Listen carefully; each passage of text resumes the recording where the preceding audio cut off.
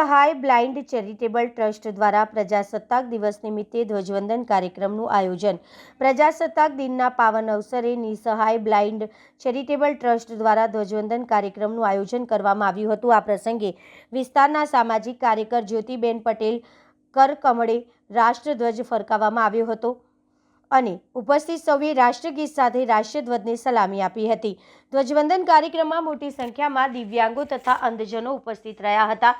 સમગ્ર કાર્યક્રમ દરમિયાન દેશભક્તિપૂર્ણ વાતાવરણમાં છવાયેલું હતું અને ઉપસ્થિત લોકોએ દેશપ્રેમના ભાવ સાથે પ્રજાસત્તાક દિવસની ઉજવણી કરી હતી।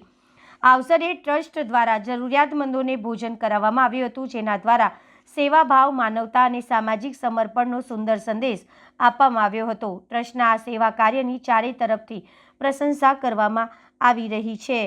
આજ રોજ 77મો જ્યારે ગણતંત્ર દિવસ છે ત્યારે અહીં આગળ નિસહાય ચેરિટેબલ ટ્રસ્ટ દ્વારા કેવડાબાગમાં જ્યારે ધ્વજવંદન કરવાનું હતું ત્યારે મને એમનું આમંત્રણ હતું। એ આમંત્રણને માન આપીને મને જે બોલાવવામાં આવી છે એ બદલ એ લોકોનો ખૂબ ખૂબ આભાર વ્યક્ત કરું છું અને આપના દ્વારા તથા સૌનો ગણતંત્ર દિવસનો શુભેચ્છાઓ પાઠવું છું। ધન્યવાદ।